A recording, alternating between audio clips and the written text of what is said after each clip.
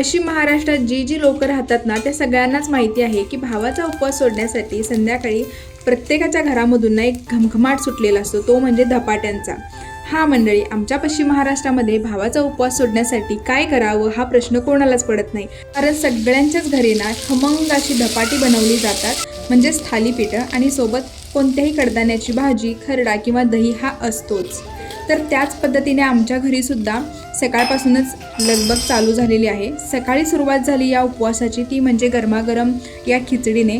आणि मंडळी, तुम्हाला तर माहितीच आहे की ही खिचडी मोकळी होण्यासाठी ना आदल्या दिवशीच आपल्याला भिजत घालावी लागते।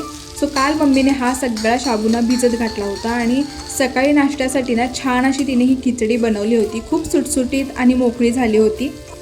आणि तुम्हाला तर माहितीच आहे मंडळी, माझ्या मम्मीची दरवर्षी श्रावणी असते, यावर्षी भावाने सुद्धा केले आणि आज माझा सुद्धा भावाचा उपवास होता। सो रोज आमच्या घरी ना फराळाचं काहीतरी हे असतंच। आणि आता तयारी चालू झाली ती म्हणजे धपाटे बनवण्याची। यावर्षी थोडासा वेगळा टच देऊया असं तिचं म्हणणं होतं। सो तिने पालकाचा यूज याच्यामध्ये केला।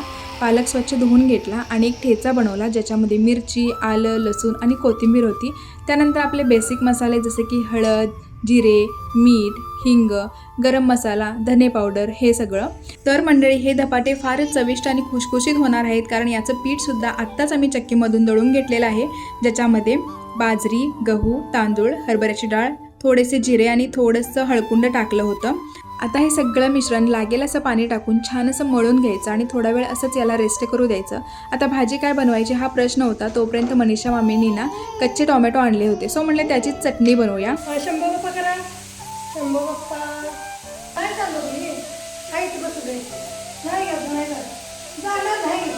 तर मंडळी, आमच्या मनीषा मामींना फारच कॉमेडी करतात आणि विराज आणि त्यांचं ना छान बॉन्डिंग जमलेलं आहे। तर आता बघूया ही टोमॅटोची चटणी कशी करायची। अगदी साधी सोपी आहे। आपल्या सगळ्यांच्याच घरी मिरचीचा ठेचा बनतो, तर अगदी तशीच ही रेसिपी आहे, फक्त आपण याच्यामध्ये कच्चे टोमॅटो ॲड केलेले आहेत आणि थोडेसे तीळ। आता हे सगळं तेलामध्ये ना थोडा वेळ फ्राय करायचं आणि छान असं या खलबत्त्यामध्ये चेचून घ्यायचं। तुम्ही मिक्सरला जरी फिरवलात तरी चालेल, बट मला नाही वाटत की मिक्सरला फिरवल्यानंतर त्याची इतकी चव लागेल जेवढी ही चेचून बनवली जाते। सो नक्की खलबत्त्याचा इथं वापर करा। आणि कोण ही कच्च्या टोमॅटोची चटणी खाल्लेली आहे मला कमेंटमध्ये नक्की सांगा।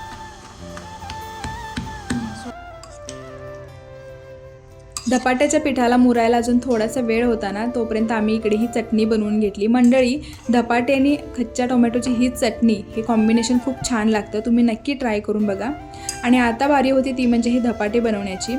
तर हे धपाटे बनवण्याच्या दोन पद्धती असतात, काहीजण तळून बनवतात तर काहीजण थापून बनवतात।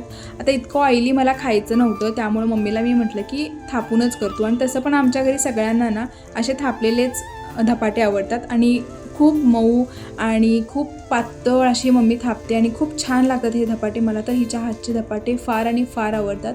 मी सुद्धा हिच्याकडून हे धपाटे शिकलेले आहे, कसं थापायचं काय। सुरुवातीला माझे जाड येत होते, पण प्रॅक्टिसने ना आता मी सुद्धा असे मम्मीसारखे धपाटे बनवते। सण उत्सव म्हटलं की प्रत्येक गोष्टीमागे काही ना काही भावना आणि परंपराही असतेच, त्यापैकी हा भावाचा उपवास।